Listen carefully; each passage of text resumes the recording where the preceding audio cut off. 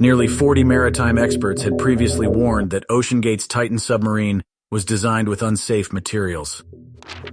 On June 18th, local time, the Titan submarine carrying 4 passengers and 1 pilot went missing after diving for 1 hour and 45 minutes to explore the wreckage of the Titanic at a depth of over 3,800 meters below the surface of the Atlantic Ocean, with enough oxygen supply for 96 hours. The Titan submarine is a product of Oceangate Expeditions, a U.S.-based adventure tourism company. Since May 2023, the company has been offering an 8-day expedition tour to explore the Titanic at a price of $250,000 per person. According to Oceangate, less than 250 people have ever had the opportunity to witness the Titanic wreck firsthand, making the participants not only regular tourists, but also bearers of an exploration mission. Titan is a cutting-edge research submarine designed to accommodate approximately 5 individuals. Constructed using a combination of titanium and carbon fiber, this vessel measures 6.7 meters in length and weighs 10,432 kilograms, comparable to an average-sized car. With the remarkable capability to dive to depths of nearly 4,000 meters, Titan is equipped with advanced features, including a camera, illuminating lights, and scanning devices, enabling thorough exploration of the surrounding marine environment. The entrance to the submarine is through a distinctive dome-shaped door located at the front. However, despite its modern construction, concerns have been raised by David Lockridge, the former director of marine operations at Oceangate, regarding the thickness of Titan's hull and the potential risks faced by passengers during dives to extreme depths. According to David, the design is still considered experimental, and the submarine's safety can be assured up to depths of around 1,300 meters. Venturing deeper than that may pose significant dangers. On June 21, 2023, Paul Zukunft, the former leader of the United States Coast Guard, mentioned that they heard some sounds from the missing area. However, it's extremely challenging to bring a submarine up from such depths, unless there's a large-scale operation planned in advance. The U.S. Navy even deployed a special system called FADOS, Flyaway Deep Ocean Salvage System, that can retrieve heavy objects from depths over 6,000 meters, deeper than where the Titanic sank. However, before they can use it, they need to find the exact location of the lost submarine.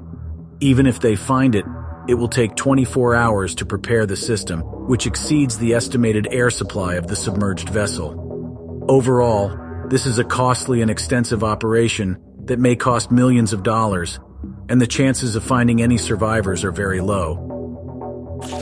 Shahzada Dawood, 48 years old, the deputy chairman of the Engro Corporation, one of Pakistan's largest conglomerates, was on board the Titan submarine along with his son Suleiman, 19 years old. Both of them held British citizenship. According to AFP, the Engro Corporation is headquartered in Karachi, Pakistan, and has significant investments in the energy, agriculture, petroleum, and telecommunications sectors. According to the SETI Institute's records, a research organization in California that Shahzada was commissioned by, he lives in the UK with his wife Christine and their children, Suleiman and Alina. Shahzada holds a bachelor's degree in law from the University of Buckingham, United Kingdom, and a master's degree in global textile marketing from the University of Philadelphia, United States. His father, Hussein Dawood, is often listed as one of the richest people in Pakistan by the local media. Shahzada is also a member of the Global Advisory Board for Prince's Trust International, a charitable organization led by Prince Charles.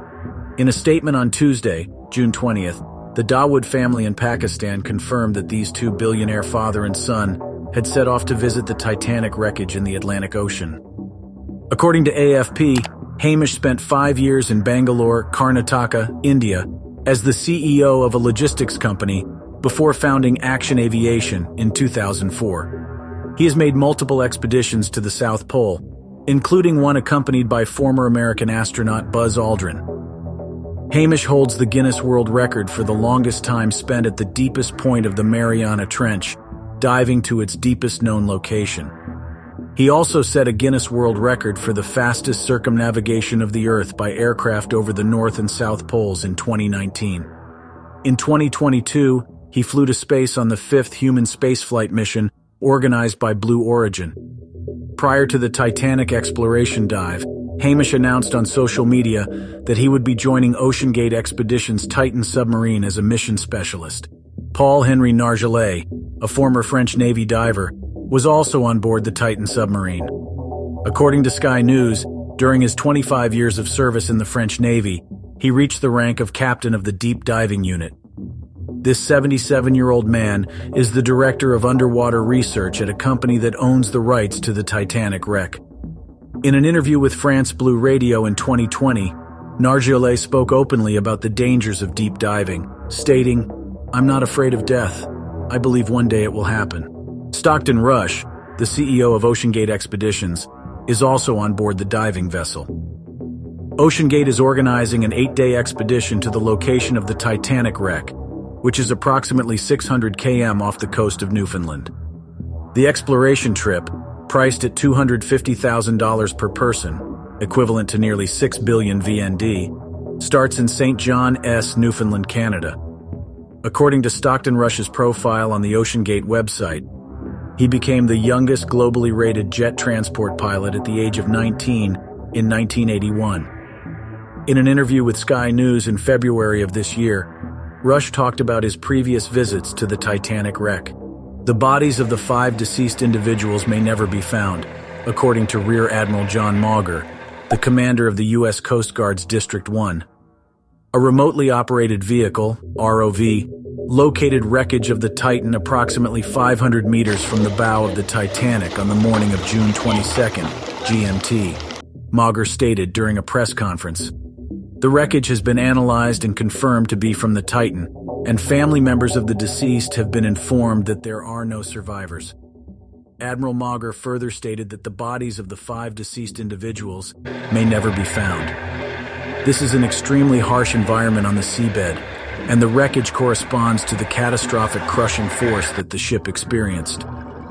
The wreckage indicates a horrific crushing force occurred in the pressure hull, Admiral John Mauger explained.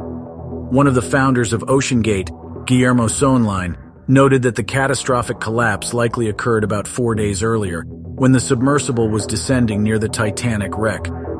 According to Dr. Radosław Kaczynski of the Polish Navy, this phenomenon occurs almost instantaneously, taking place in a matter of milliseconds. This means that the 5 individuals in the submersible likely died instantaneously, to the point where they didn't even realize any disturbance. Experts believe that the wreckage should be recovered from the seabed to conduct a thorough investigation.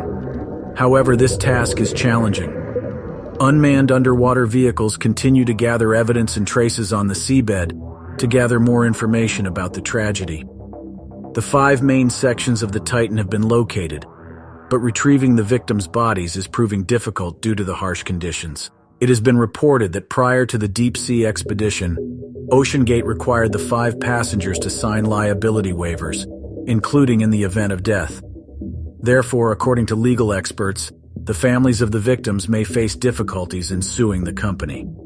Associate Professor Mercogliano stated that he wants to know which company provided insurance coverage for Oceangate, because typically insurance companies will require an organization to have a classification society inspect their vessel to ensure that the submersible meets all requirements before insuring them.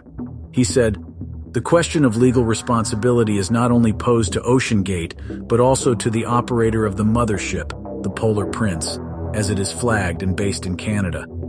Currently, Oceangate has not publicly disclosed any information regarding insurance.